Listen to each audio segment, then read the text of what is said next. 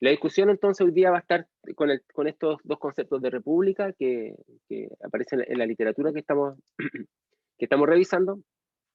Y esta idea de Aguilar, digamos, del autor Aguilar, es de enfrentar lo que él llama una república densa y una república epidérmica, José Antonio Aguilar Rivera. Vamos a mirar entonces un poco esta discusión. Bueno, lo que nosotros hemos discutido acá, ¿no es cierto?, es cómo entender el sistema republicano.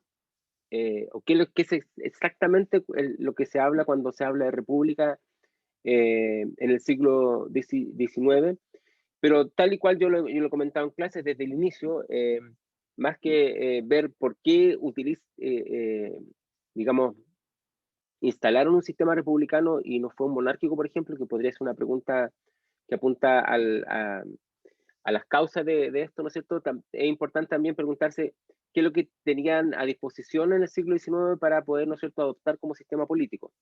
Hay algunos autores que dicen que el sistema republicano no fue el que más les agradaba, pero era el que estaba, digamos, en el momento disponible como para ser utilizado y construir algo nuevo que diferenciara a estas nuevos estados y naciones posteriormente de lo que había sido el Imperio Español.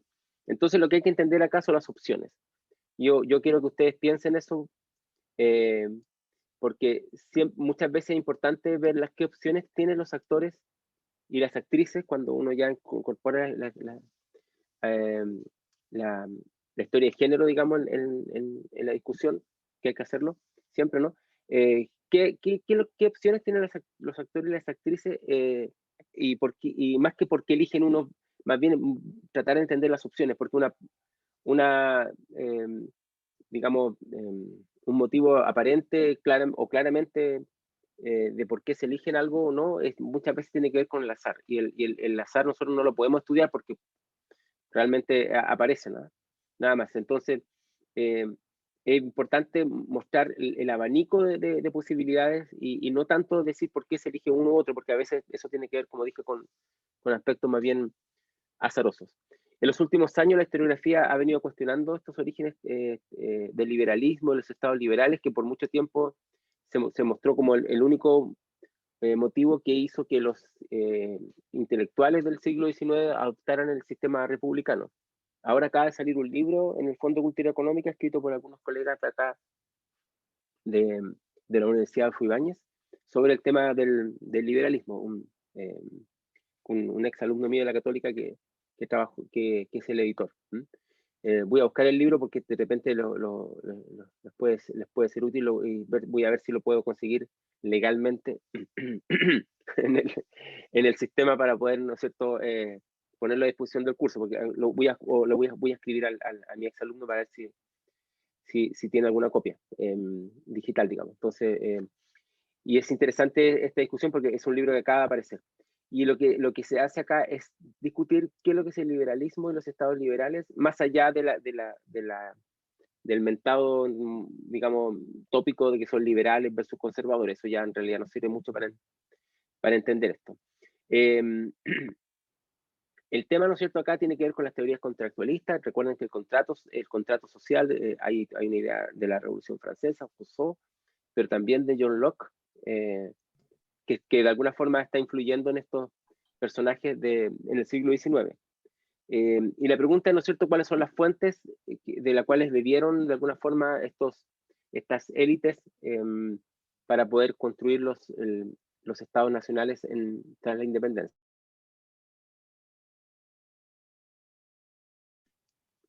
Se ha revisado entonces, principalmente en Inglaterra, en los Estados Unidos, cómo se hace una interpretación de la antigüedad desde una visión renacentista.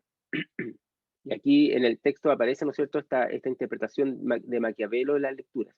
¿Cómo fue interpretado en el siglo XVIII o en el siglo XIX, ¿no es cierto?, esta noción de la república antigua. Recuerden que la república es una idea, ¿no es cierto?, de la antigüedad, principalmente, bueno, diríamos greco-latina. Y entonces lo que el autor José Antonio Aguilar nos dice es justamente de que en el siglo XVIII, sobre todo en los Estados Unidos, pero bueno, también en Inglaterra, que hay una discusión que se da a ambos lados del Atlántico, no hacen una lectura directa de la antigüedad como si hubiesen pasado de una suerte de mirada desde el siglo XVIII hacia, ¿no es cierto?, el periodo de la antigüedad. Lo que ellos hacen una interpretación, perdón, de una lectura que ya se había hecho en el siglo XVIII. Y ahí es donde Maquiavelo juega un papel importante, hay que leerlo, yo no sé si ustedes lo han podido leer en sus cursos, y hay que hacer una lectura, digamos, ya está, no importa que sea una traducción al castellano moderno, da lo mismo. Bueno, yo creo que siempre es importante tratar de hacer un esfuerzo leer los autores en su idioma original, pero eso es más difícil que manejar tu idioma, pero hay que leer o hacer una lectura crítica de las traducciones, algunas no están muy bien hechas, para poder entender cómo fue interpretado la idea de república en el siglo XVIII a través de Maquiavelo y cómo esa interpretación del siglo XVIII es retomada, ¿no es cierto?, en el siglo XIX, también en ambas Américas. Eso es lo que a José Antonio Aguilar, ¿no es cierto?, nos dice al principio de su texto. Y entonces, a partir de esta idea de que de alguna forma no hay una lectura, una interpretación del siglo XIX, que es una suerte de viaje en el time machine, no es una suerte de viaje en el tiempo hacia la antigüedad, sino que va haciendo escalas, por así decirlo, en diferentes interpretaciones en medio de estos dos periodos, sobre todo la interpretación que se hace de Maquiavelo, que es que aparece en esta noción para Aguilar de una visión de una república densa y una república epidérmica. Y es lo que vamos a ver hoy día. Ahora, en el texto aparece esta discusión, voy a buscar el texto ahora, al inicio, ¿no es cierto? Cuando habla de qué exactamente es el sistema republicano del que nos habla, por ejemplo, Vicente Rocafuerte. ¿Cómo, no es cierto? Pareciera que Vicente Rocafuerte está hablando de Esparta y Atenas, o sea, directamente de la antigüedad, y lo que se está hablando acá, ¿no es cierto?, es que el liberalismo, los estados liberales hacen una interpretación a través de otros autores que están entre medio de este periodo. Bueno, acá está la interpretación y el papel que juega Maquiavelo, ¿no es cierto?, en esta perspectiva que estoy mencionando. Entonces, un poco esa es la idea.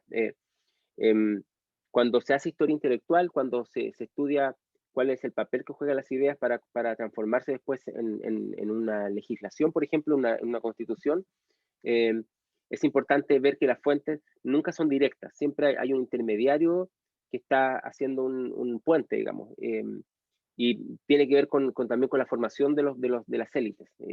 Las élites del siglo XIX probablemente tienen una formación mucho más, comillas, densa de la que tienen hoy día, por el manejo de idiomas que tenían, por esa formación intelectual. Ya estoy viejo, ya estoy un poco idealizando a las élites del siglo XIX, pero uno puede mirar, ¿no es cierto?, las discusiones y las fuentes que ellos tienen, que son mucho más ricas de las que podrían tener, ¿no es cierto?, no sé, en la actualidad. Bueno, en fin, sea como sea, acá, ¿no es cierto?, se establece esta idea de que hay dos formas de entender la República que van a estar, digamos, de alguna manera a disposición de estas élites en el siglo XIX. Hay una pregunta que uno podría hacerse: ¿por qué estamos estudiando las élites y por qué no estamos estudiando otros grupos de la población cuando son grupos tan pequeños? Cuando son grupos que se reducen al menos al 1% de la población, no lo sé.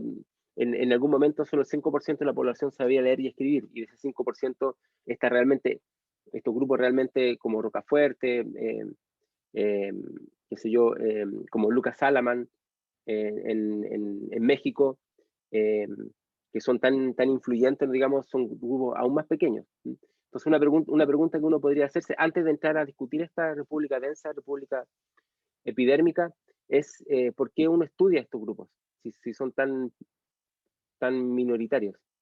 ¿Qué creen ustedes? Me pueden responder, Pues quizás lo importante es estudiarlo, pero bueno, ¿sí? que puede ser que tal vez nosotros nos enfocamos tanto en estos grupos porque son los que generan el conocimiento, ya que son los que lo transmiten y los que hacen investigaciones, y en el fondo ellos mismos son las personas que nos heredan el conocimiento de los anteriores y que también nos dan el conocimiento de su época. Porque si uno lo ve, las mismas élites del siglo XIX, tanto las nacionales como las americanas como las europeas, son élites que tienen un gran manejo de distintas lenguas, que hacen estudios de muchos otros países aparte de los suyos y de los de su zona.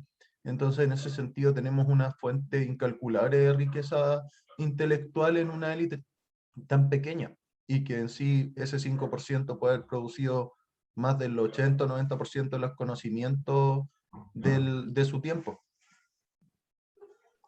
Ok, bueno, eso podría ser una opción, ¿no? Porque son los que estuvieron justo en el momento preciso para construir todo esto y tenían como una amplitud mayor. Eh, pero acá hay un tema que hay que discutir. Hay una compañera, dice, ¿no es cierto? Porque hay más fuentes y testimonios quizás de ellos, digamos, tenemos más fuentes y testimonios, y porque además todavía hay Nicolás dice, un gusto por los testimonios escritos. Lo que pasa es que no podemos, o sea, tenemos que inventar cosas nuevas para entender cómo poder estudiar a grupos que no dejaron un testimonio escrito, eso lo sabemos. La gente que estudia etnohistoria, por ejemplo, eh, lo tiene muy claro. Y en el caso acá, ¿no es cierto? Sobre todo lo que es la historia del mundo popular, digamos, también lo tiene claro, que no dejan un registro directo. Entonces, uno tiene que ver con los registros. O sea, y aquí yo creo que ustedes lo han entendido bastante bien, ¿no es cierto? Uno estudia los registros de lo que cree que son registros históricos, eh, que son registros escritos. No pueden, por supuesto, entrevistar a una persona que ya murió hace 200 años, pero a no ser que cree que el espiritismo puede ser una fuente de investigación historiográfica, lo veo difícil. Entonces, lo que tiene que hacer entonces es buscar manera de encontrarse con los registros históricos de una forma distinta.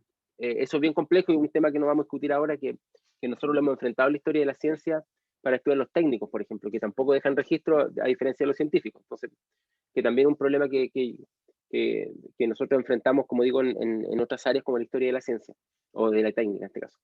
Eh, una, ¿no es cierto?, sería los registros. No hay más registros de otros personajes, por lo tanto nosotros tendemos a estudiar a esos personajes y están sobreevaluados respecto de otros que también vivieron en el mismo periodo.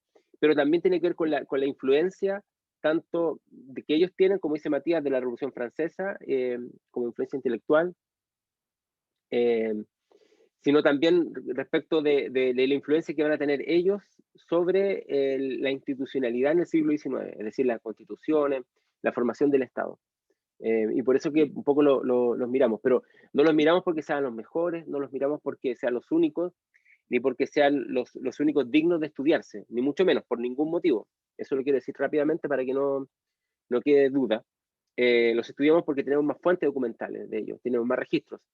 Y entonces la gran tarea que ustedes como gente joven y nuevos historiadores y historiadoras es encontrar la manera inteligente, novedosa, de encontrar registros de una manera casi arqueológica, que es una verdadera arqueología. No estoy hablando de la arqueología del saber de Michel Foucault, pero podría ser algo parecido. Yo me he alejado un poco de esas perspectivas estos últimos, justamente ahora que voy envejeciendo, pero eh, podrían ustedes pensar una nueva manera de entender cómo se ha hecho también para lo que es la historia, del mundo popular, pero más allá de eso, digamos, cómo pueden entender otros grupos. Bien, eh, entonces, miremos esto de la República Densa. La República Densa presupone la existencia de un Estado libre, un cuerpo político autosuficiente, conformado por ciudadanos libres que determinan autónomamente sus propios fines.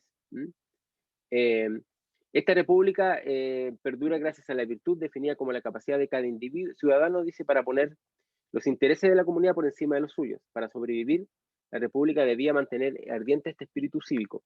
Eh, este espíritu cívico toma de alguna manera el concepto de virtud, que recuerden ustedes que el concepto de virtud es un concepto asociado con la antigüedad greco-latina. No sé si ustedes estudiaron eso directamente o se recordarán, digamos, de esta idea de virtud. La virtud es un factor, es un elemento preponderante para entender cómo funciona la república, por ejemplo, en Roma. La idea de ser virtuoso. La idea de virtud es vinculada, ¿no es cierto?, a la noción de la comunidad. Por lo tanto, quien es virtuoso, quien no está esperando, ¿no es cierto?, una retribución personal respecto a lo que hace. De hecho, muchos de los cargos públicos también en América son cargos sin pago, digamos. Ellos no recibían digamos, una remuneración para poder vivir digamos, del trabajo político. O sea, ningún cargo le permitía a estos personajes vivir de ser parlamentario o presidente de la República. Porque justamente es la idea del servicio público, del servicio a la comunidad.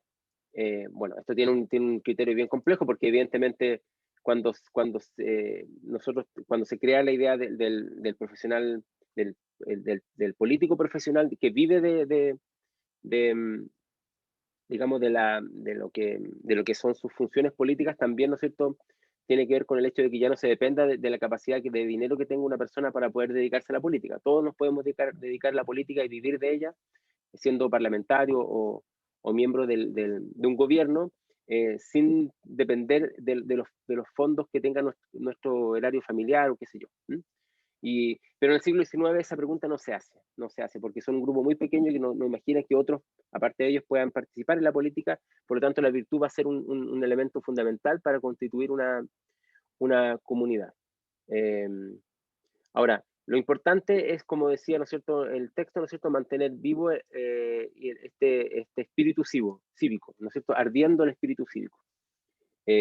Por lo tanto, acá, ¿no es cierto?, hay siempre un tema de cómo los individuos van a expresar la virtud, el coraje y la prudencia para hacer, ¿no es cierto?, que esta comunidad y que este sistema funcione.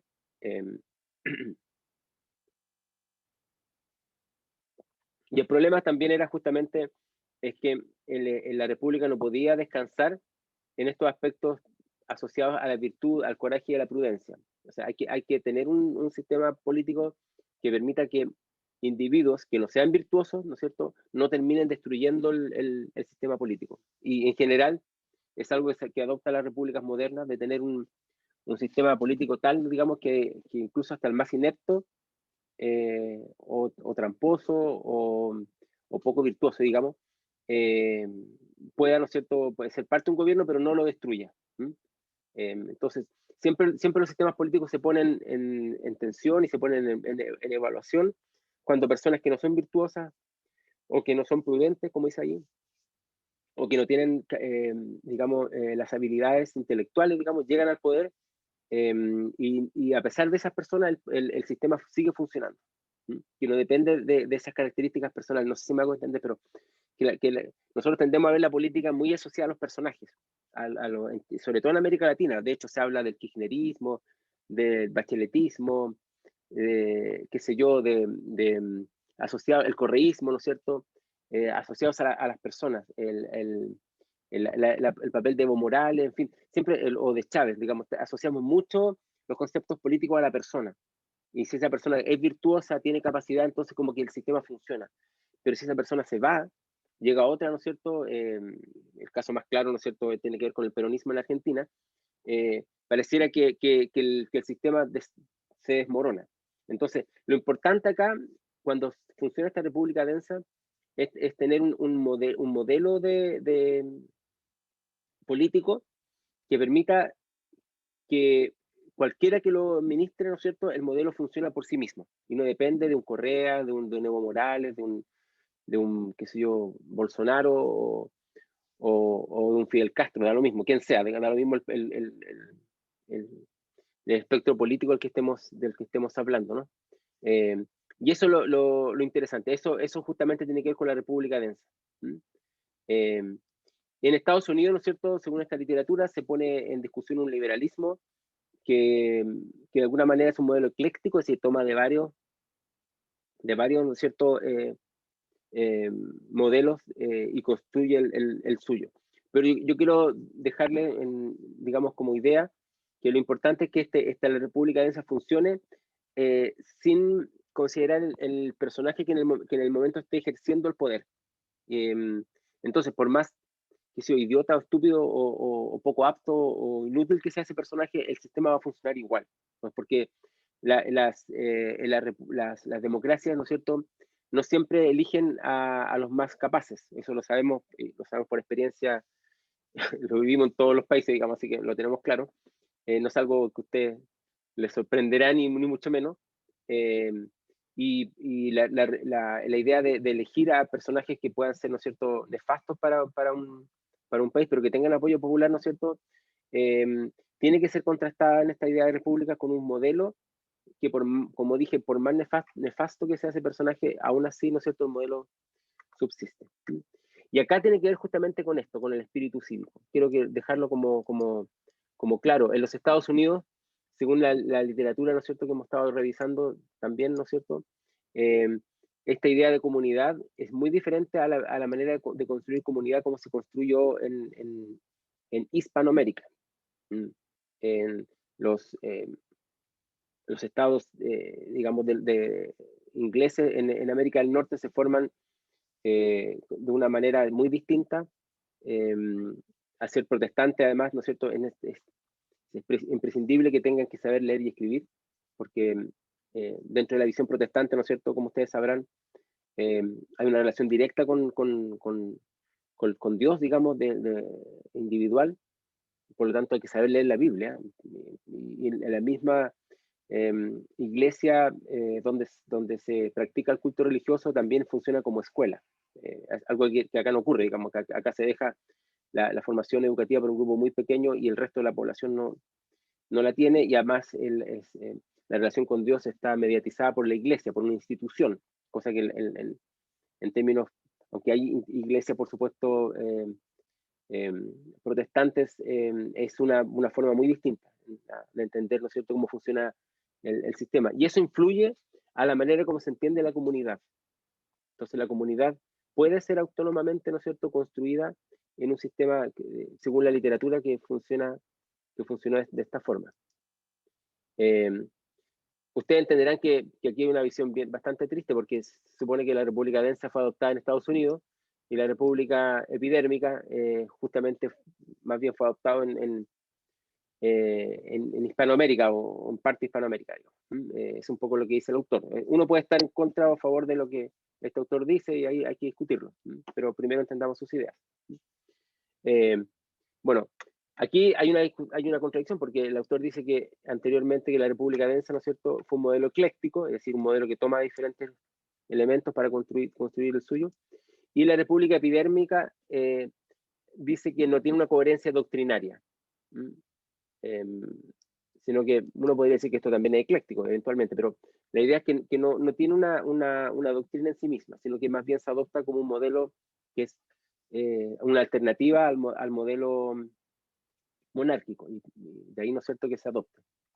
Desde el punto de vista institucional, dice acá, se toma la República Liberal Burguesa moderna, por ejemplo, gobierno selectivo, separación de poderes, constituciones escritas, derechos individuales e igualdad jurídica para sus ciudadanos.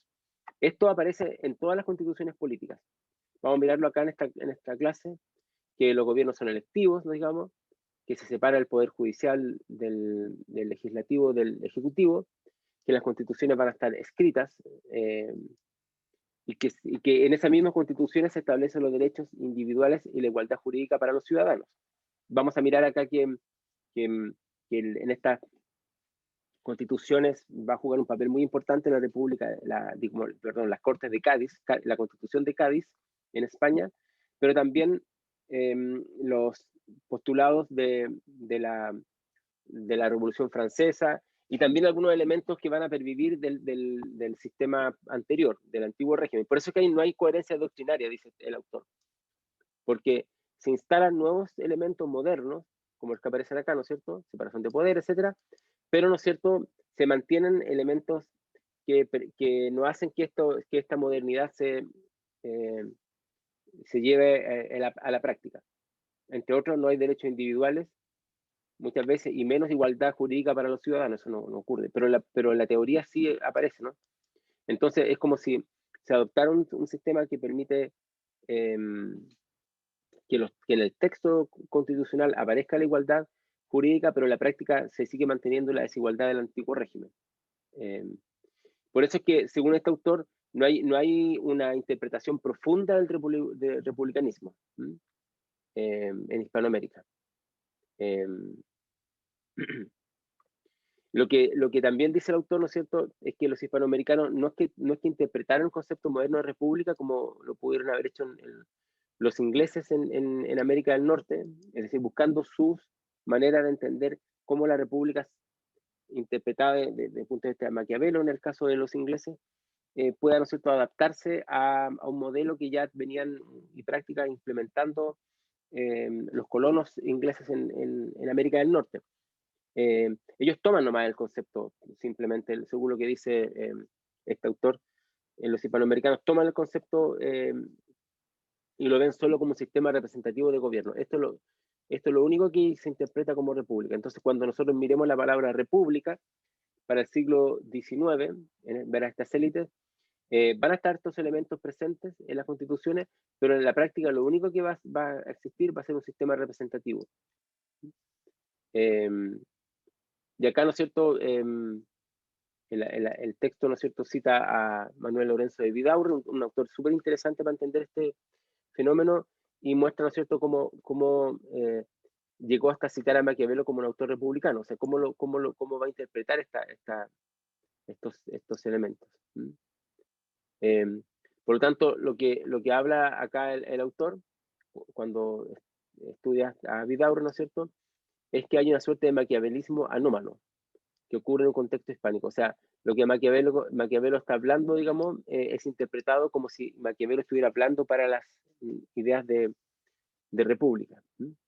Bien, eso lo podemos dejar como para una discusión posterior, porque primero tendríamos que empezar a ver de qué estamos entendiendo por Maquiavelo y cómo se interpreta en el siglo XIX, porque también no es el mismo digamos, de cuando él escribió o cómo se ha interpretado de diferente manera en Inglaterra por los colonos ingleses respecto de cómo se ha interpretado, por ejemplo, en el Perú. Hay Profe, una, sí, es diferencia, que ¿sí? esto igual es como lo que decía Diego Portales en sus cartas, de que hablaba de que había estos dos modelos, república y monarquía, y de que habían salido de una monarquía, así que no podían caer en ellos, así que tenía que ser una república por obligación, casi más que como con una teoría republicana ya establecida. Sí, hay una idea de que se adopta el sistema republicano porque no había otro, digamos, porque era lo que les permitía no continuar con con el imperio español. O sea, a pesar de que, como lo he comentado otras veces, el Bolívar y otros tuvieron como primera opción, en México se hizo, ¿no?, como primera opción tener una monarquía. México es un caso interesante para ver esto porque costó mucho que se implementara la república, y de hecho la república como tal y la manera que se implementó perjudicó a las comunidades indígenas en parte, ¿no? Sobre todo con la consideración que vamos a ver acá también de la noción de individuo. El individuo dentro de la participación de la república, ¿no es cierto?, no calza con la idea por ejemplo, de las posesiones comunitarias. Por lo tanto, en México, las posesiones comunitarias de tierra, ¿no es cierto?, que habían sido un acuerdo del periodo colonial y que vienen del periodo precolombino en realidad, van a ser modificadas con la idea de república, porque se habla de que había que transformar esas tierras comunitarias en tierras en posesiones individuales, porque solo existe el individuo. ¿Mm? Entonces, este maquiavelismo anómalo, ¿no es cierto?, un poco se explica que se toma una parte de Maquiavelo, volviendo a Maquiavelo, eh, eh, y, ¿no es cierto?, hay otra interpretación que no ocurre en el contexto hispánico. Ahora, hay que decir, en general, que si uno estudia lo que son las transferencias de ideas o cómo circulan los conocimientos, que es lo que hemos trabajado nosotros en nuestro proyecto de investigación sobre historia de la ciencia, yo no diría que hay una interpretación anómala o una interpretación correcta. Es decir, no diría que lo que es la República densa de los Estados Unidos hizo una interpretación correcta, y lo que es la República epidérmica en Hispanoamérica hizo una interpretación, digamos, incorrecta o anómala. Ahí no estaría muy de acuerdo con lo que dice el texto. Sí que estoy entendiendo bien lo que el autor dice. Más bien hay que entender por qué se hacen estas interpretaciones. ¿Por qué ocurren, digamos, cuáles son los factores que permiten entender por qué se interpreta de una manera y no de otra? Y por qué las interpretaciones son tan incoherentes muchas veces en términos ideológicos, y esto no tiene ninguna dificultad. Nosotros tenemos un tema acá, por ejemplo, que es bien interesante en Chile, cómo ciertos sectores de ciertas tendencias políticas que apelan mucho a la libertad y la libertad individual, centran mucho la idea de libertad, por ejemplo, la libertad económica, la libertad de emprender, la libertad digamos, de imaginarse el negocio, en fin, pero cuando se entran, ¿no es cierto?, libertades que tienen que ver, por ejemplo, con el uso del cuerpo, o con la posibilidad de que el Estado reconozca, ¿no es cierto?, que sea matrimonio no de pareja heterosexuales. Entonces ahí hay un tema donde ahí se frena el liberalismo. Entonces uno puede conocer a personas ultraliberales acá en Chile, hoy día, digamos, y que son, en otros términos, en otros sentidos, terriblemente conservadoras, y eso no trae ningún problema. O sea, se sienten liberales iguales. Entonces, si uno lo ve acá en nuestro tiempo, y se pueden ver para otras consideraciones también, ¿no? Respecto de cómo se entiende, por ejemplo, el papel del Estado. Y entonces, en otro sentido, no se quiere que el Estado, por ejemplo, intervenga, por ejemplo, en el cuerpo de las personas. O sea, que, por ejemplo, existe el aborto, en fin, como aborto libre, pero sí el Estado que intervenga, por ejemplo, completamente en el manejo de la educación. No estoy tomando partido por ninguna otra, ¿no se dan cuenta, no? Estoy tratando de entender cómo la incoherencia, los actores lo interpretan como algo coherente. Y entonces, por eso yo diría que no hay interpretaciones anómalas de lo que es el liberalismo o que es del papel del Estado, digamos, poniendo los ejemplos que estoy poniendo de la actualidad, sino más bien se construye una narrativa donde se trata de obtener coherencia de elementos que son completamente contradictorios. Y eso no es tan raro, porque eso ocurre en los personajes y en los sujetos. Digamos, quizás si ustedes se preguntan a sí mismos, a sí mismas, podrían pensarse, ¿qué tan contradictorio soy yo o contradictoria soy yo? ¿Cómo adopto una idea y tomo una idea contraria y no pasa nada? Digamos, hay una cierta, digamos, contradicción implícita que todos tenemos, digamos. Entonces eso no es tan raro que haya ocurrido en el siglo XIX. Para ir terminando esto, entonces, los hispanoamericanos acá dicen que utilizan de forma fragmentaria las ideas, toman una, toman otra. Aquí me parece un poco incómodo esto, porque cuando habla de Estados Unidos dice que son eclécticos, pero después, en el caso hispanoamericano, dice que toman ideas fragmentarias, que el eclecticismo también es algo así, ¿no? No elaboran disertaciones teóricas, decía, como Harrington en Inglaterra, sino que tomaban argumentos, ejemplos, máximas de autores clásicos para sustentar sus opiniones y alegatos. No hay coherencia ideológica. Eso es lo que dice este autor respecto de Hispanoamérica. Por eso mismo que la tradición hispanoamericana, ¿no es cierto?, cuando adoptan la república, fue una adopción parcial. Por ejemplo, Lorenzo de Vidaurre recurría de manera ecléctica a las ideas de Montesquieu, Rousseau, el abad Saint-Pierre, Filangerie y muchos otros autores populares de la época. También compartió algunas de las preocupaciones clásicas del republicanismo, como la corrupción de la virtud, y esto el elemento lo vio como un conflicto para una cultura de origen hispánico.